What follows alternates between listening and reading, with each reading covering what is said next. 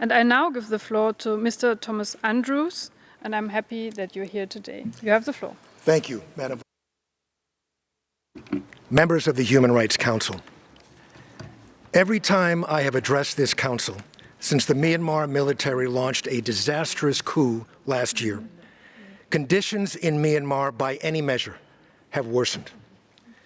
And with each report, I have warned that unless UN member states change course in the way they collectively respond to this crisis, the people of Myanmar will suffer even further.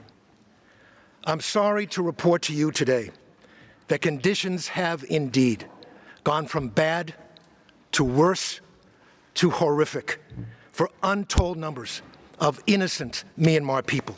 1.3 million have been displaced. The military continues to bomb civilian populations. It has destroyed more than 28,000 homes, burning entire villages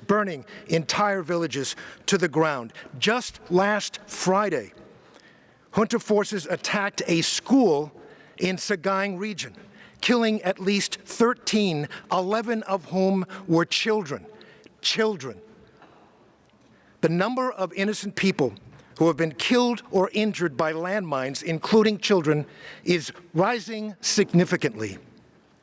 Experts warn of a looming food crisis and a dramatic increase in childhood malnutrition. Women are losing the economic and social gains they tenaciously fought for over the last decade. 150,000 Rohingya remain confined in de facto internment camps, and other Rohingya in Myanmar continue to suffer severe deprivation and discrimination rooted in their lack of citizenship. Let me be frank. The people of Myanmar are deeply disappointed by the response of the international community to this crisis. They are frustrated and they are angered by UN member states that are actually working to prop up this illegal and brutal military junta with funding, with trade, with weapons, and with the veneer of legitimacy. But they are also disappointed by those nations that voice support for them, but then fail to back up their words with action. The stakes could not be higher. The Myanmar military is committing war crimes and crimes against humanity on a daily basis, including sexual violence, torture, the deliberate targeting of civilians, and murder. We saw these crimes prominently on display just 3 weeks after I last addressed this council. On or around the 23rd of July, 4 individuals were executed because of their opposition to the military. They included a former parliamentarian and a prominent longtime pro-democracy activist. These methodical, premeditated murders were committed without even the pretext of due process of law. As I speak, the junta is holding at least 84 other political prisoners on death row who are at risk of imminent execution. More than 12,000 remain arbitrarily detained in deplorable conditions, including torture. 295 are children. 55 of these children are being held hostage to compel their parents to give themselves up. Conflict is spreading throughout the country as more and more civilians take up arms against the junta.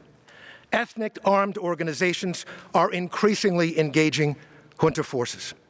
Clashes between the Arakan army and junta forces are escalating. Last week, junta forces fired mortar shells over the border into Bangladesh, killing at least 1 Rohingya teenager. A return to full-scale conflict in Rakhine State will likely displace tens of thousands of more innocent people, creating another large refugee outflow.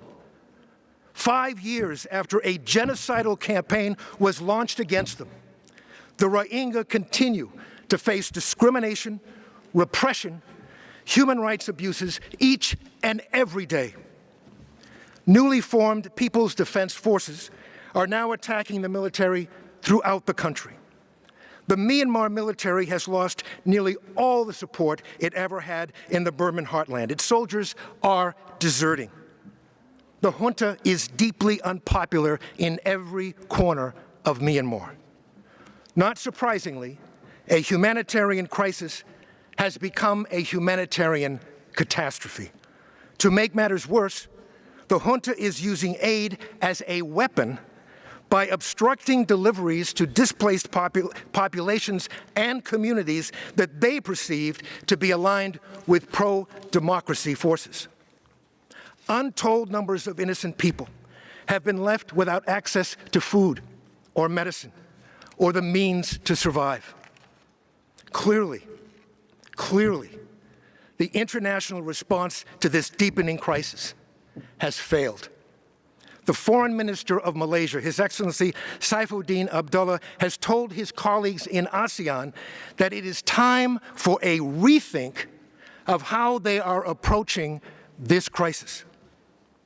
It is indeed time for a rethink of what the entire world is doing, and most importantly, what it is not doing to address this deepening crisis.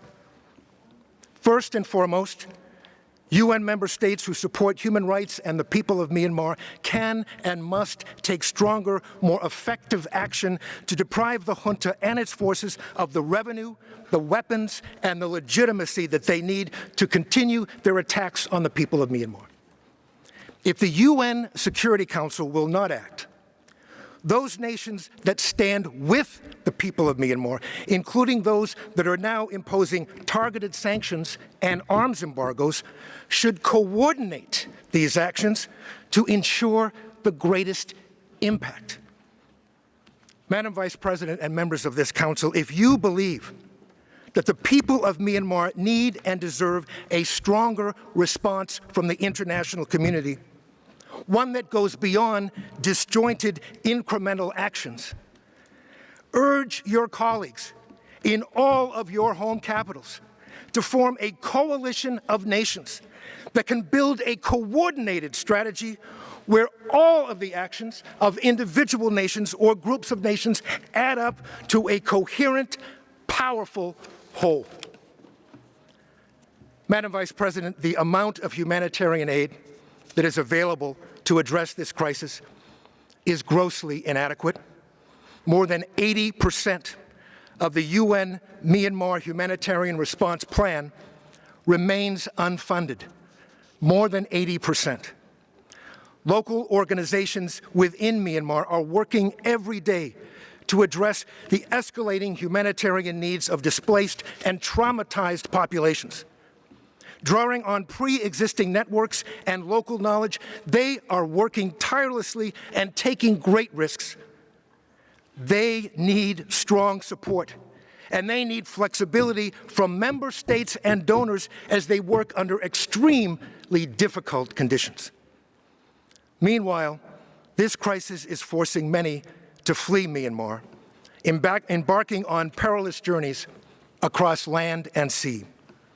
It is imperative that the human rights of those who are literally running for their lives be protected. They are not leaving their homes because they want to. They are doing so because they have to. Resilient local communities on both sides of Myanmar's borders are working to support their neighbors in their time of need. They cannot, however, do it alone. The governments of host countries must respect the rights of those who are desperately seeking the chance to survive, and they, in turn, need support and assistance from the international community. We must all be in this together. Madam Vice President, members of this Council, there is another important side to this crisis we should not ignore, a very positive and inspirational one. Since I last reported to you, I've had the honor and privilege of speaking with more than 100 Myanmar human rights defenders, pro-democracy activists, aid workers, youth leaders, and women's rights activists. I have been deeply inspired by their courage and their tireless efforts to resist an illegal military junta that functions as a criminal enterprise holding 54 million people hostage. As I look at Myanmar, and indeed other areas of the world that are under siege, I am deeply moved by the power of people to stand up to those who seek to subjugate them with military force. Madam Vice President, we are witnessing what humanity at our best is capable of.